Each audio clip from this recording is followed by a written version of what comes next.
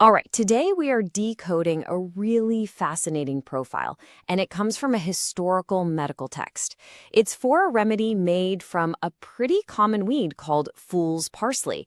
And what we're going to do is build a complete picture of it, piece by piece, one incredibly specific symptom at a time. So, what is the connection here? I mean, a common garden weed and a baby's tummy trouble.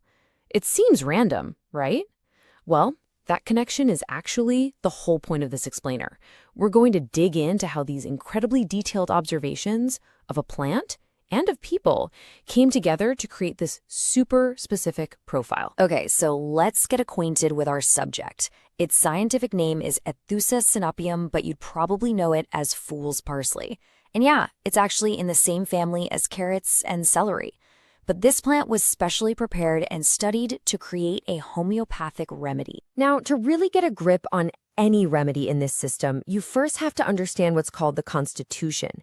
Think of it as a profile, really. It's not just about the remedy itself. It's about the kind of person and the specific circumstances where it was seen to fit best. And when I say specific, I mean really specific. The profile points mainly to children, especially when they're teething, and even more so when it's hot summer weather. But there's one key feature that just screams out from the page, and that's a complete inability to handle milk. Yeah, and the original text is so clear on this. It doesn't just say dislikes milk or anything mild like that. No, it's an absolute cannot bear milk in any form. You can just feel the emphasis. This single, powerful statement, it really becomes the foundation for everything else we're about to explore. So, okay, how does this intolerance actually show up? Beyond just that trigger, the milk, the profile is really defined by this deep, profound weakness that hits both the body and the mind. And just listen to how vivid this description is. This isn't just about feeling a little tired. The text paints a picture of a weakness so complete that a child literally can't stand up.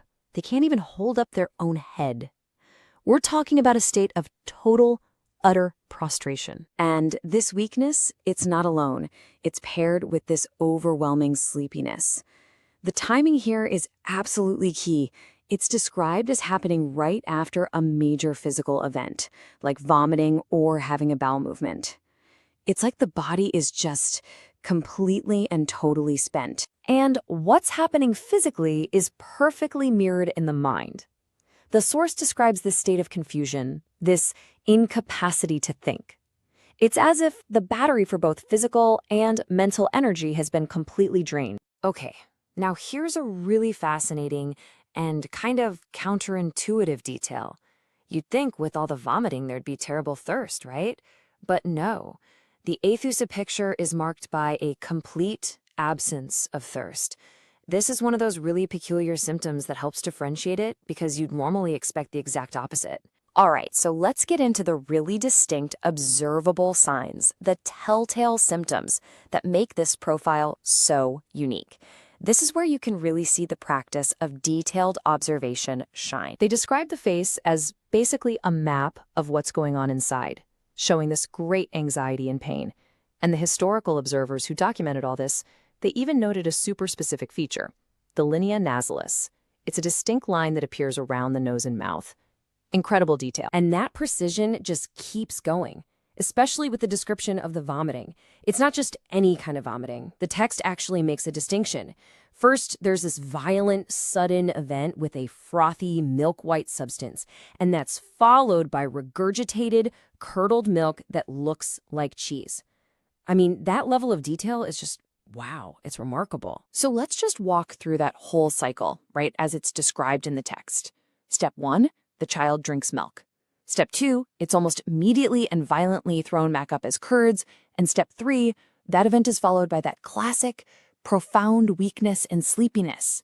It's like a distinct 3-act drama playing out every single time. Now, in the most extreme cases described, the profile even includes these, well, they're described as epileptic-like spasms, and the signs are incredibly specific. The thumbs are clenched, the face turns red, the eyes are turned downwards, pupils fixed and dilated, foam at the mouth, locked jaws. It's a really intense and alarming picture. Okay, for our final section, let's put Aethusa in a broader context. And in this system, that means looking at two things: modalities, which is just a fancy word for what makes things better or worse, and then which other remedies share some similar symptoms. This really helps to sharpen the picture. So this chart kind of puts it all together at a glance. You can see the symptoms get worse or are aggravated after eating, drinking, or after a spasm, which fits perfectly with everything we've just talked about. And that column on the right, it shows remedies that have some crossover, like arsenicum or calcarea. But the real key that makes Aethusa is that unique combination of all the symptoms we've covered. And that really brings us to our final thought for today. The entire profile we just walked through is built on this almost microscopic level of observation. And it makes you wonder, right? What does this kind of super detailed symptom mapping from a historical text tell us about the art of observation itself in medicine and how it has changed? It's definitely something to chew on. Thanks for joining us on The Explainer.